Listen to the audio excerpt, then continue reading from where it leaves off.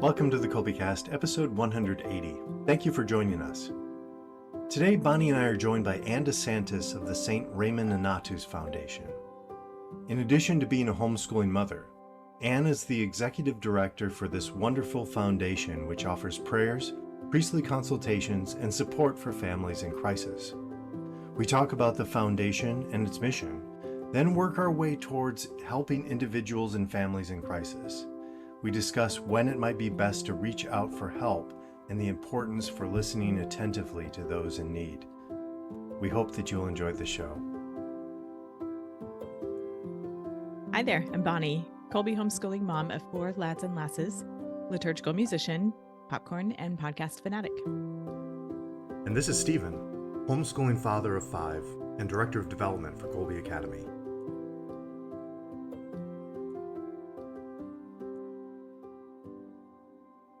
Hi, Stephen. What's a good word today? I wanted to say something like rejuvenation, but I don't know that that was exactly the word that I was thinking of, but I'm just going to have to stick with it because I couldn't think of the exact term that I wanted. Well, that might end up being just the right one, actually. So we'll go with it. Today, we get to visit with Mrs. Anne DeSantis. She is the executive director of the St. Raymond Nonnatus Foundation for Freedom, Family, and Faith. She has a Master of Arts in Theology. Welcome, Mrs. DeSantis, to the Colbycast. So lovely to meet you. It's so wonderful to be here with you today. Thank you for inviting me. Oh, you're welcome. I'm glad this is working out for us to talk. This conversation was inspired by some conversations that we've had with our Colby advisors who take care of our Colby families and have a good sense of what our families who are homeschooling, whatever that looks like for them day to day, what they have on their plates, so to say, or kind of the circumstances that influence their homeschooling doings day to day. So we're really grateful that you have this time to visit with us today because I am aware of many good things your foundation has going on that can support families in various circumstances. So let's hear about you and your background and the St. Raymond Nonnatus Foundation. Well, I appreciate that greatly. And I am from the Philadelphia area, actually what we consider the greater Philadelphia area. So the suburban area, north and west outside of Philadelphia. And I am a wife and mother. In fact, I do want to mention that I am a former homeschooling mom. My children are in their 20s, but I homeschooled my kids from pre-K all the way through grade 12. So I do want to mention that. Sure, yeah. As a pretty big side note there. Yes. As you said, I'm the executive director for the St. Raymond Nonnatus Foundation for Freedom, Family, and Faith. If anyone is listening and would like to check out the website, it's nonnatus.org for our St. Raymond Nonnatus. We were founded by a religious order in the year of 2015. And I have been working for this foundation since 2017. And it's been my honor to do so, being able to interact with families. Of course, my job entails not just the pastoral side, but also the administrative side, being executive director. So there's a lot of facets to what I do. And I really do love the fact that I can meet so many people and be able to help them through the charisms of this beautiful religious order. Tell us more about the charisms of the order and of maybe the origin story and mission of the St. Raymond Nonnatus Foundation.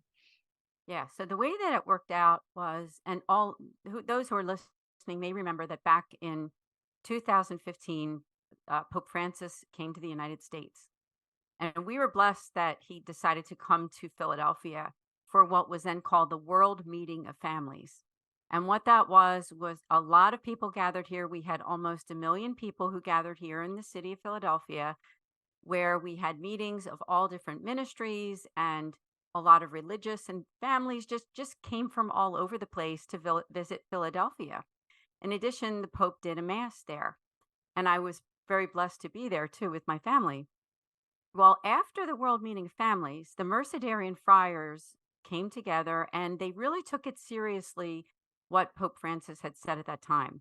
And he was making outreach to all of us to try to think about ways that we can all help the family unit, but both our own family unit and also the domestic church, our parishes, communities, and just make better outreach to all those people who really need to know that not only do we care, but the church cares too, and we are the church.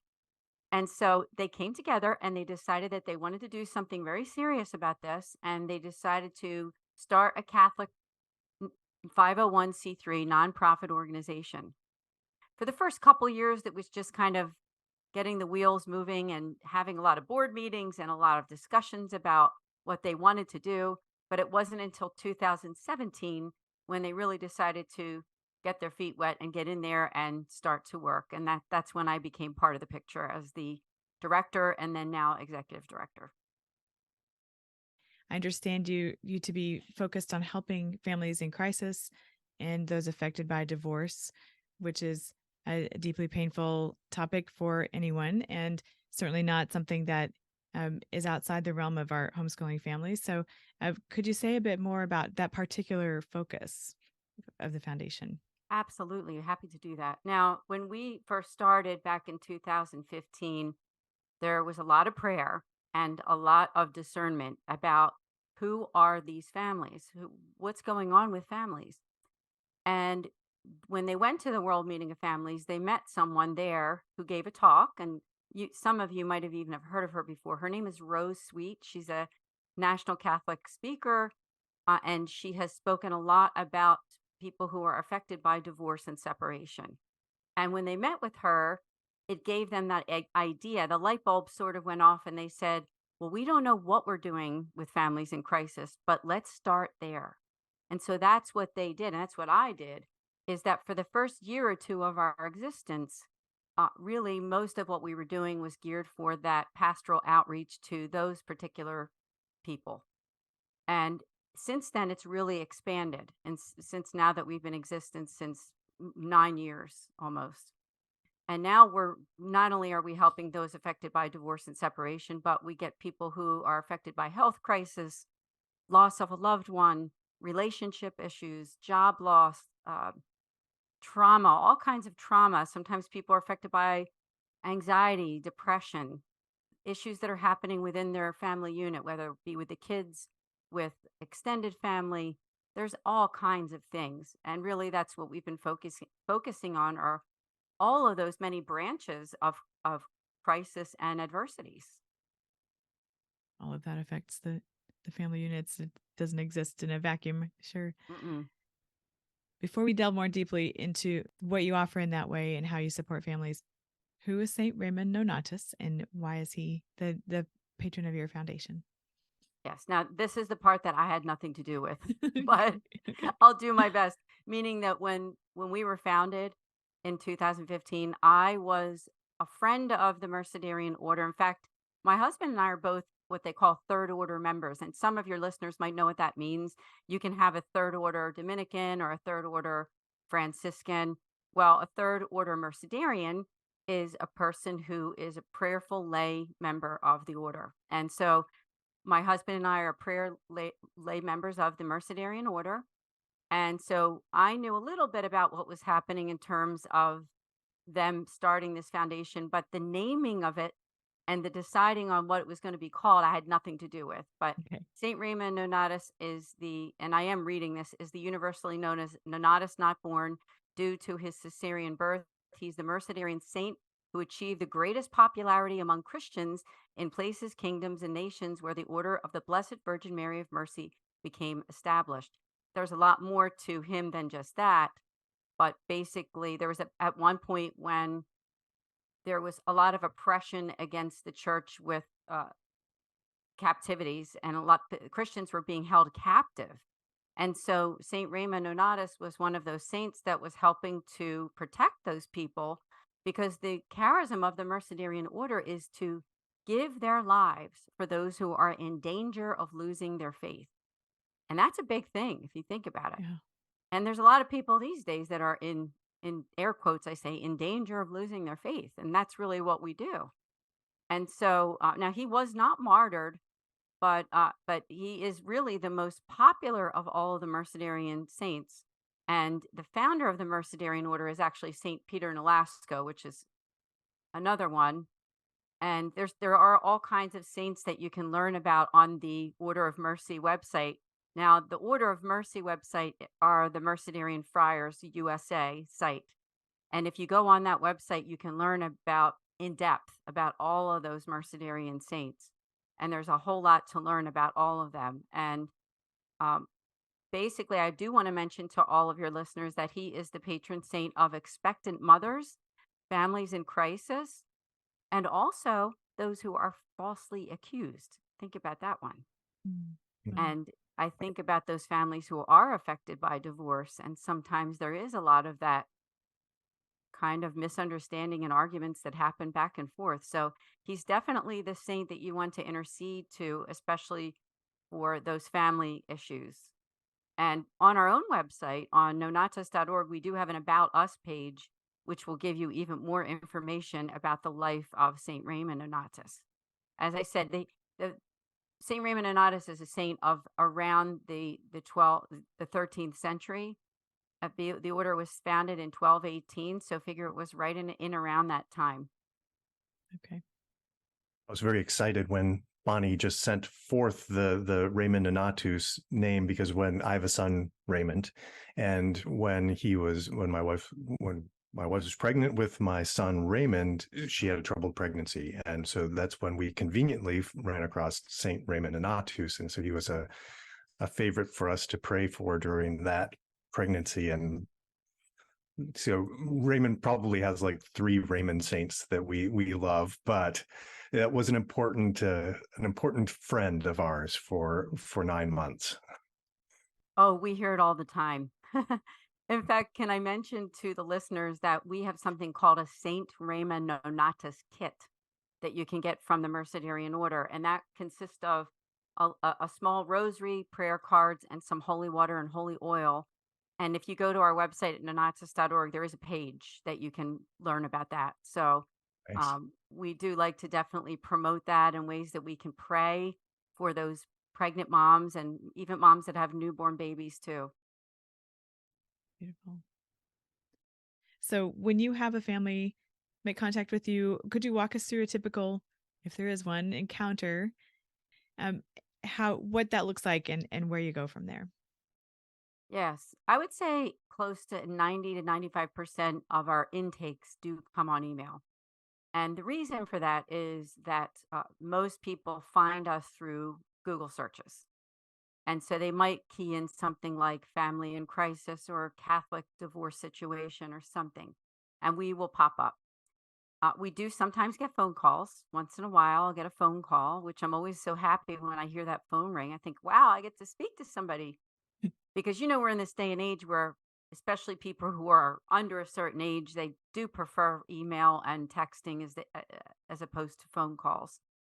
But yeah, so most of the time it comes through an intake form, and we have a part on our intake form, which if you go to the website, there's a speak to a priest page, or actually it's called priestly consult. And they will fill out that page, and on there, they will be able to list out what the issue is. And so I get to read that first in confidence. Everything's in confidence. So no one has to be afraid that lots of people are seeing this. I'm really the only one who sees it. And then I pass it off to one of our Mercedarian priests so that we can set them up with a pastoral consultation, a free pastoral consultation. So what happens is I usually get that information and I will contact them back, and we will proceed to set up a free appointment for them. And may I mention too that these people can have as many appointments as they need. So they might just contact us with that very first one, just one appointment, but then maybe they start to do spiritual direction with Father. And most of them are done online, meaning something like this in private, either on Google Meet or Skype, or we do phone calls. Sometimes people want to do cell phone calls, and or we do in person, because we do have specific Mercedarian communities that have priests there that people can drive there. And let me just mention where they are in case somebody's wondering, like, well, where are they? Where are those parishes? So we are in Pennsylvania, in the Philadelphia area. We're at a parish called Our Lady of Lourdes, which is in the Overbrook section of Philadelphia. It's considered West Philadelphia, but in the Philadelphia area, people drive in from the suburbs to visit with the priests, so they can do that. We've even had people from New Jersey do that sometimes, because New Jersey is only over the bridge, not too far away. We're also in Ohio in two different places. We are in Columbus and we are also in Cleveland, Ohio. So we have two presence there. And we are in Western New York at two parishes, Our Lady of Mercy and also St. Bridget's in Leroy, New York. That's in the Diocese of Rochester. And lastly, we are in Tampa, in the St. Petersburg area. A lot of our retired priests are there, and we have a house there too. So if somebody lives in any of those communities, then they can visit, they can contact me. We can set up the in-person visit, but I would say 80 to 90% of the people are going to be getting those online calls where they can, in confidence, very confidential, speak to a priest, whatever those issues are. Of course, as if it's confession, they can't do confession in online. Just want to make that clear. I'm sure most people already know that, but once in a blue moon, somebody will ask me if they can do confession. I have to just tell them, no, we can't do that because it has to be in person. Yeah. So yes, yeah, it's a wonderful way that we have to serve, that we have options for people, ways that they can find help. And the speak to a priest, the priestly consult is just one way, but probably our most important way that we can help families. Okay. And do you find that folks, is it sometimes easier for them to reach out to your organization rather than seeking help from maybe their local pastor? There's something to that, perhaps? Yes, there is a lot. There are some people who, for whatever reason, they want this to be very confidential. Now, there's also the other issue, which some of you know, a lot of pastors are very busy too, Yeah. because they're managing not only the pastoral side of the parish, right? All of the sacramental life of the church, but they're also managing all that administrative stuff too. And so sometimes, unfortunately, they don't have a lot of time for what they call like a spiritual direction or something. And so they would rather go elsewhere to speak to someone who's not related to it at all. Now, we also get people who live in rural communities who there's one church, and this church covers such a wide area of mileage that the priest is it's far away. So there's all kinds of things. And of course, we get people that are outside of the United States too. And they like the fact that it's the perspective of people who live over in this country for whatever reason. So sometimes we get that as well. Really glad that we're having you on just to kind of let our Colby listeners hear about this, just as something out there, because I think we've seen this in a number of our guests and different topics where we kind of tend to, as Catholics, oftentimes just think like, okay, well, you just have to deal with problems, offer it up, but there's so many things that we've seen when we just try to push them down or try to deal with them on our own, it doesn't bring about necessarily the best results. And it's not always being really, I think, authentic to the amount of hurt or the amount of suffering that somebody's in, where they need somebody to help. And so, I mean, it says something that the people who are getting on the Google search and finding you, they at least they've come to the point probably of their last straw, I would imagine. At least they know they need something else. But it just seems, I'm glad that you're here so that we can also tell them, you don't have to wait till you're on your last thread or whatever. Things have gotten so bad, it's okay to reach out to an organization such as yours to get some guidance and help, without before you have to do your Google search, like family disaster or whatever. So I'm grateful that you're on here so we can Thank we can you. find out more. Grateful to be here too. We all have a mission, don't we? Your organization does, so do I, so does the foundation that I work for. And we all come together doing what God calls us to do to help our own families, but also to help other people too. So that's what it's all about. Thank you. Let's talk about some of the resources you have for parents struggling through a separation or divorce. Thank you for asking that question. First, I would say please go to our website because we have several pages there that have information. under helpful resources, you will see a For the Divorced page. On that page, there are videos, there are resources, there are books too that you can order from Rose Sweet, as I mentioned her at the beginning of the podcast, and make a shout out to her. She's a former board member for the foundation, our former vice president of the board too. She herself was divorced and annulled too. So there's a lot of information there.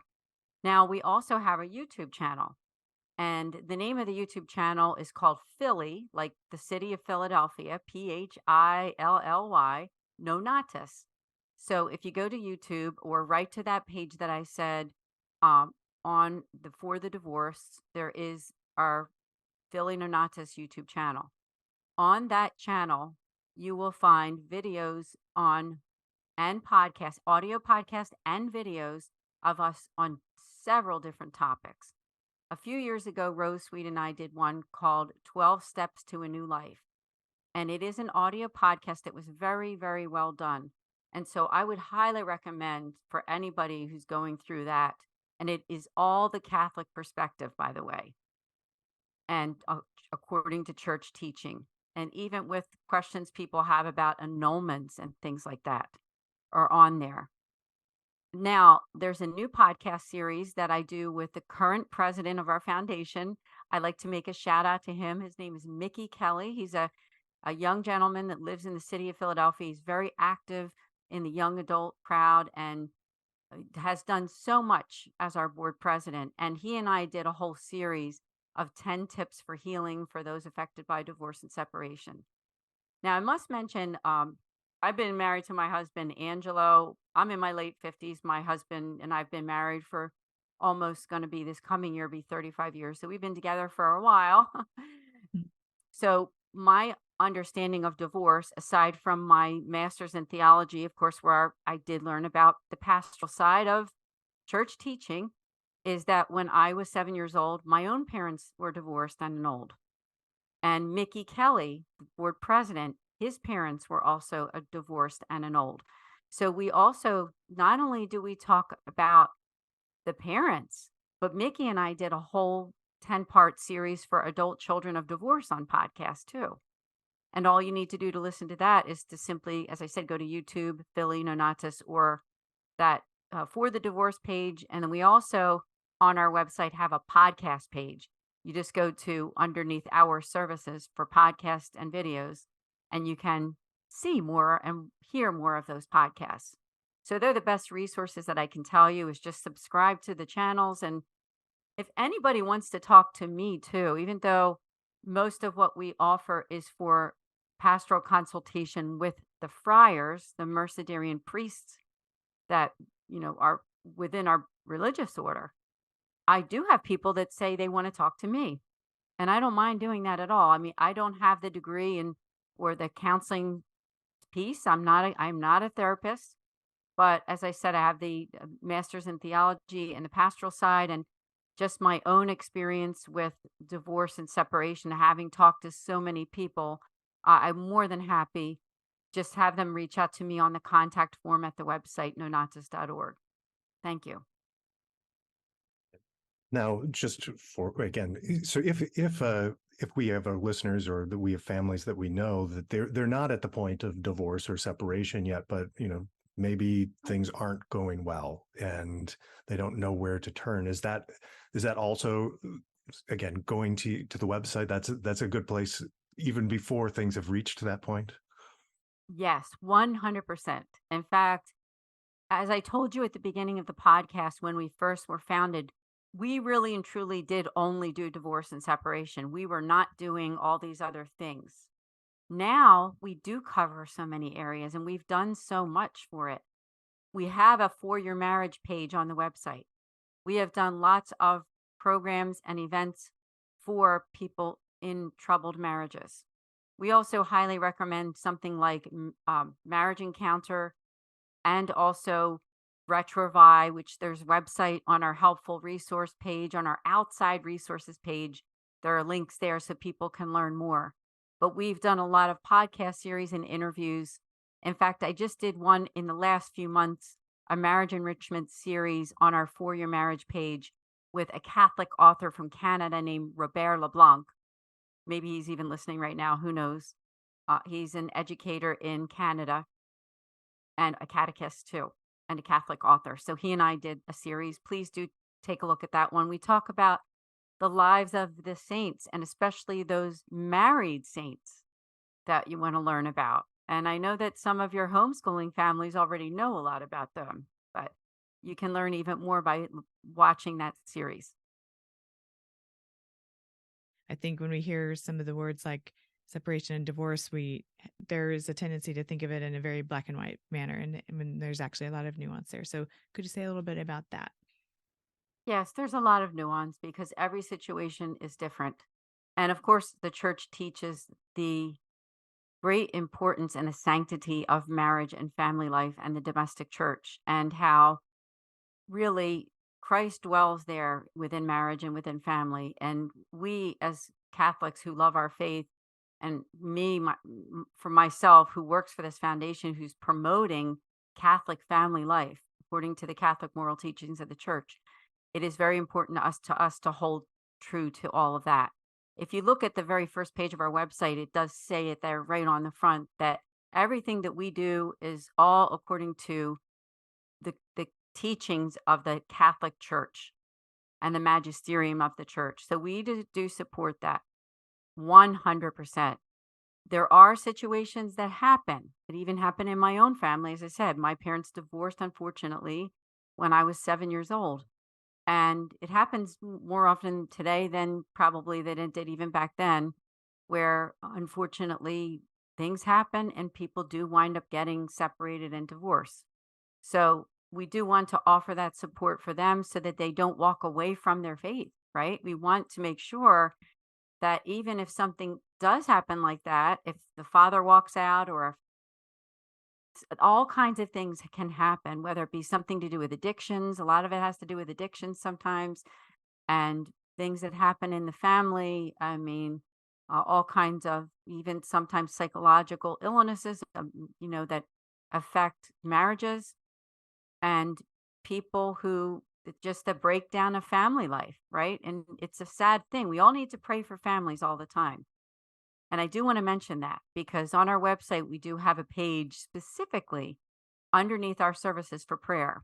So if somebody's listening to this podcast and says, oh my goodness, I'm thinking of my sister-in-law or my neighbor that, they're getting divorced and I'm so sad for them. Well, we have a prayer line, a confidential prayer line that you can send your or somebody else's prayer intentions where I send them directly to a religious order. So you're going to get the prayers, not just of me, which is great too, right? It's all great when we pray. Anybody prays. But when I send them off to the Mercedarians, you're assured that all those priests and brothers are also praying at their masses. They're praying when they do their prayers during the day, their liturgy of the hours. They're praying for families. So I do think that we need to have that awareness of prayer. There is always something that we can do to help people. And the best thing that we can do is to pray, isn't it? But the next thing we do other than pray is we need to act. We need to do something to help them. And sometimes connecting them to an organization like ours is a way to help to make that happen. Is by letting them know that they can get these free services. We call them the 4 Ps, if I can mention them. They are prayer, priestly consultation, podcasts and videos, and programs and events. And I have to just mention that we also do retreats that are in person too.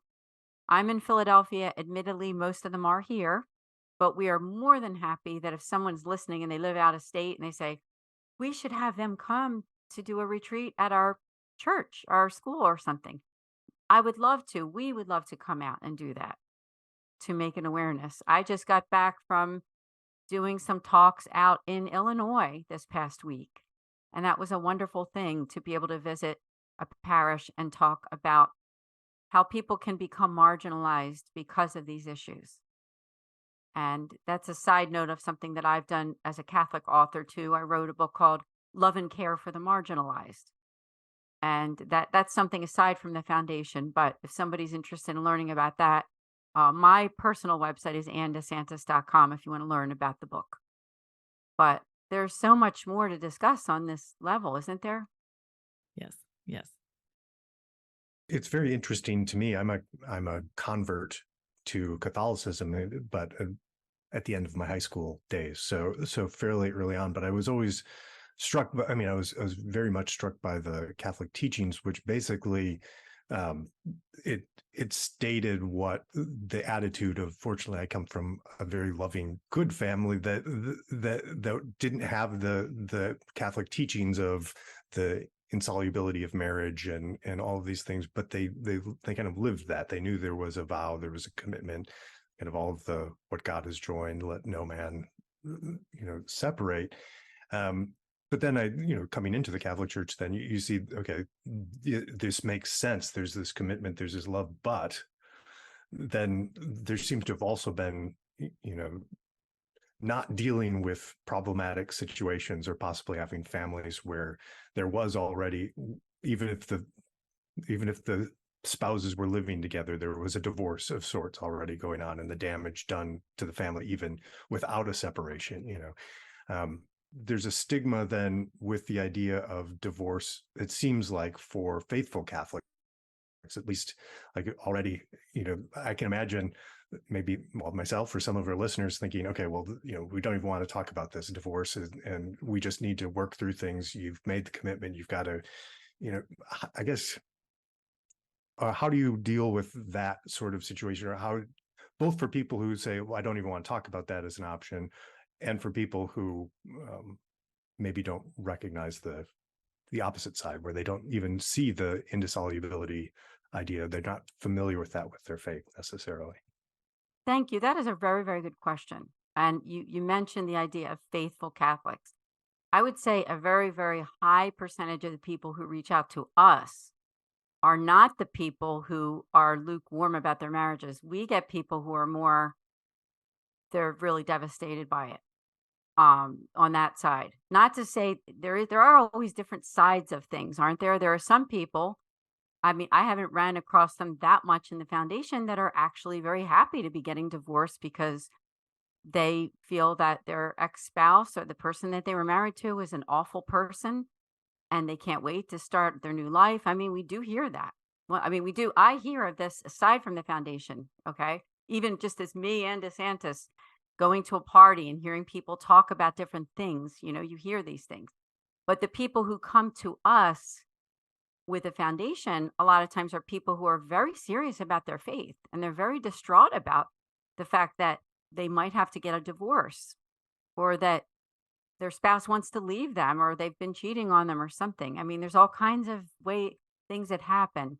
Like I said, there are addictions too that make it very difficult, that sometimes they do wind up getting separated, and maybe try counseling for a while and see if things can go in a better direction so they can get back together. And, we support them with whatever way that we can. As I said, it's always according to the church teaching, but we have to be gentle with them too, because some of them are going through really horrific circumstances too. And so we have to be gentle with them in terms of helping them to find the support that they need, because we don't want people, obviously, and I'm sure your listeners don't either, we don't want them to lose their faith because they got divorced or somebody in their family did. A lot of times, sometimes it's even like a grandmother's upset because her daughter's getting a divorce, or her son or something. I've had not just the couples, I've had the sister of someone. You get that too. We get all kinds of people that come to us for help. So we just do our best to open our ears and our heart. We stick to what we know is the truth of the Catholic faith, but we also have to understand that there are people who have had really bad situations that we need to be empathetic to as well, and helping them to get on the road to balance and being able to be in a better place, both mentally, spiritually, physically, all of that. They need to be where God wants them, because God does desire for us to feel love, know his love, and to be on a good course in our lives.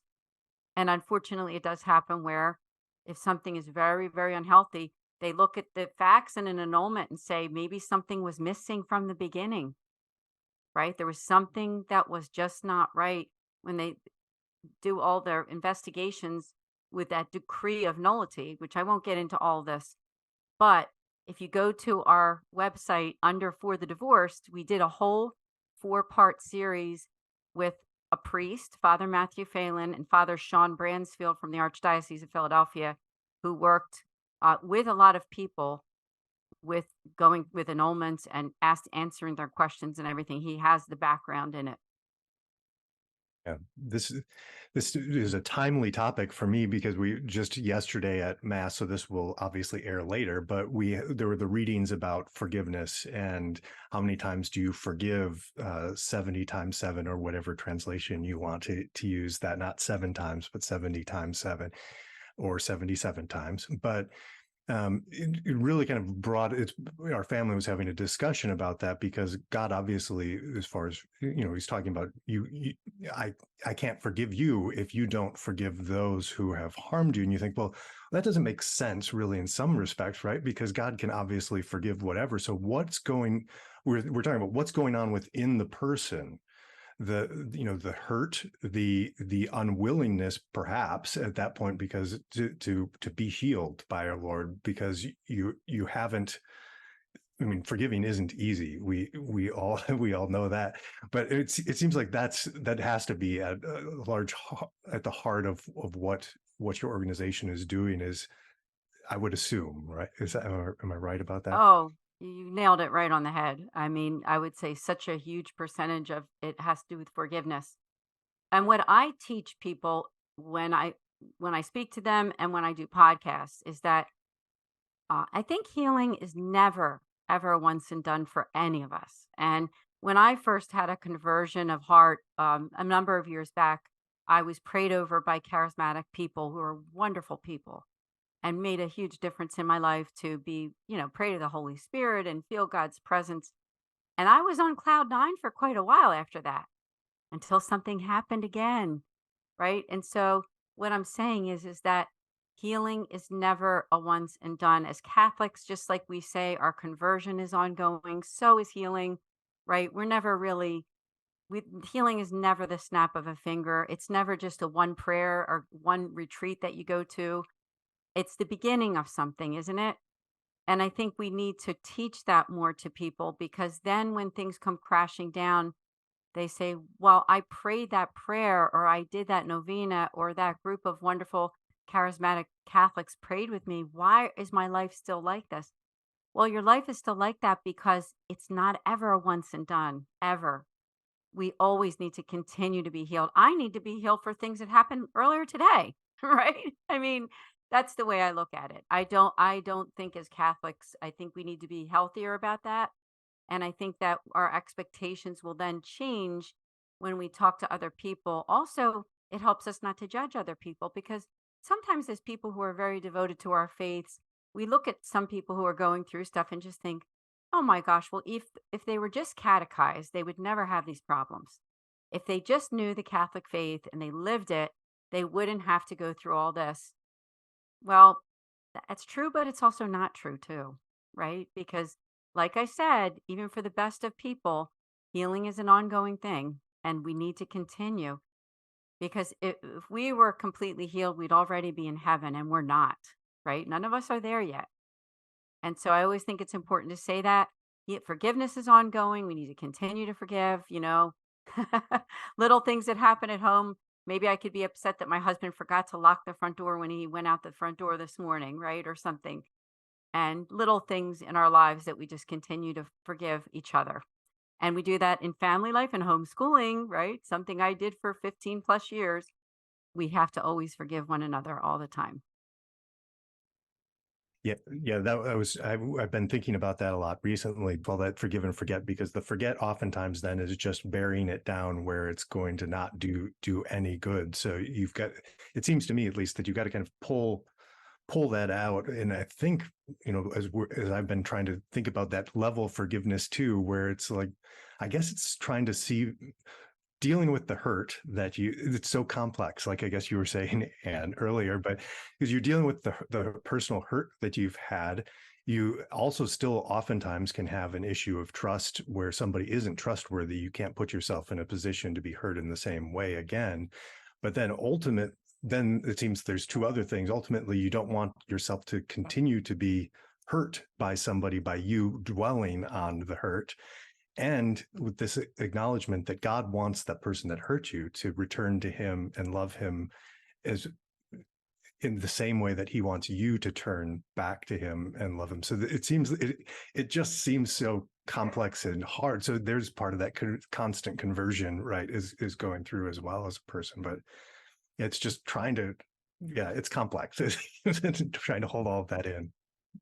I agree with you. If I could speak on that a little bit, I do believe that forgiving and forgetting could be a goal, but we do have brains and minds and hearts. And like you said, sometimes people do things that are wrong, and you do need to kind of still keep your eye on that person. That now we hear those buzzwords like narcissistic personality and people who are just so self-absorbed and have real personality issues.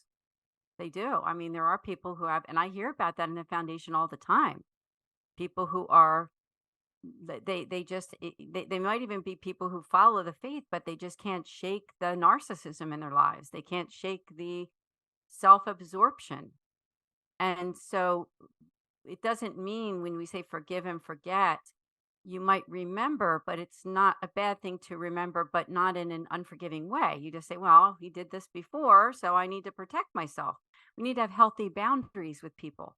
There's nothing wrong with healthy boundaries because we need to have that self-care for ourselves and for our kids and our family when you're going through some kind of a crisis with another individual, right?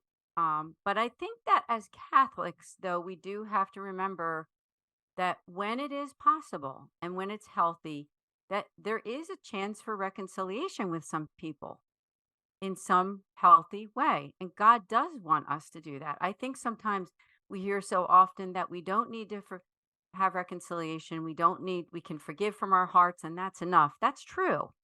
But pray about it because sometimes there is a way, possibly, that maybe there could be some kind of a meeting of the minds, but you do have to pray about that, make good decisions, and make sure that it's in healthy conditions with maybe you might want to bring somebody along with you, not do it by yourself. But it really depends on the situation. I mean, there's too many situations to name, but always keep it in the back of our heads that if it is possible to reconcile, I mean, I know there's been instances even in my own family where there's been reconciliation at the end of someone's life, and it was a beautiful thing. And I or someone else could have just said, well, I forgave him from my heart. That was enough.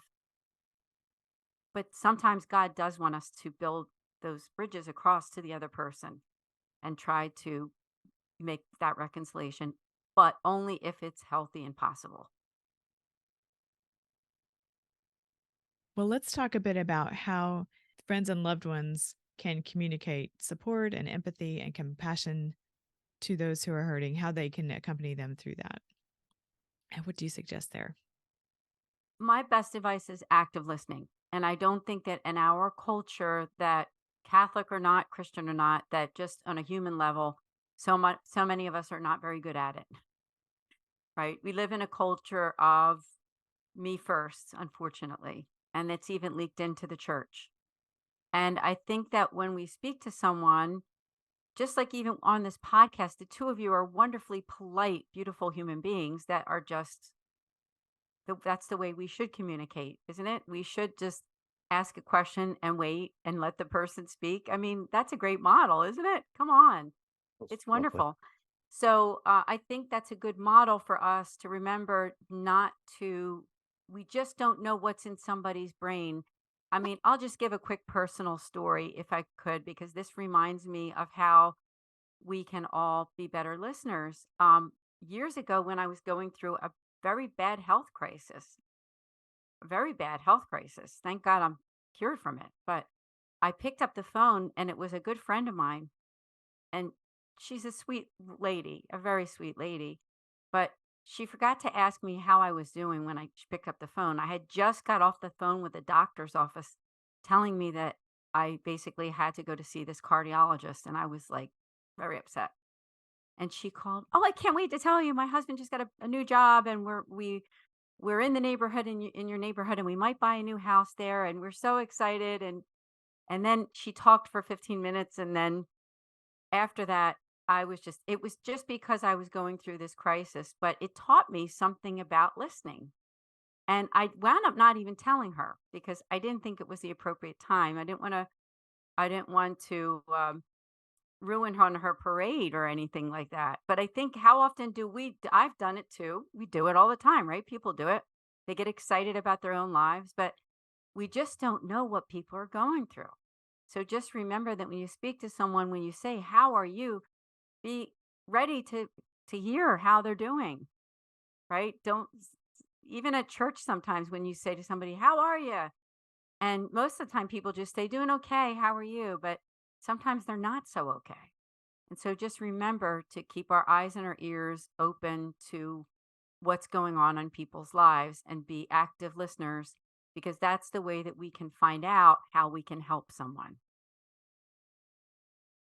It's interesting to me because it actually brought back to mind something which is somewhat frivolous, but I remember thinking when I was in high school and there'd be classmates who would go and toilet paper people's houses and things like that. And for whatever reason at the time when it's not something I've ever done, but it just occurred to me, it's like, well, but what if you did that and somebody was going through something horrible like that and you wake up in the morning and here's a mess that now you have to add on to everything. And so I just couldn't bring myself to do that. But yeah, that's the sort of thing that I guess as Christians, we really ought to be trying to be perceptive of where are people at, and not trampling over them or ignoring them or adding to their burden when they're not necessarily ready to do that. So it's a random story, but for whatever reason, it jumped in when.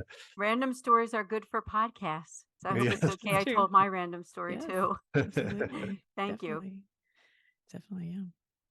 I often find it difficult. I hardly know what to say. I want to be present to people, and when they entrust difficult things to me, I really want to be very careful and honor what they have told me. And I have a hard time these days formulating some kind of response to them because I don't want it to seem trite or dismissive or condescending or anything like that. So, I, do you have any go-tos for when someone delivers some news that is something very difficult they're walking through? How do you tend to respond to them?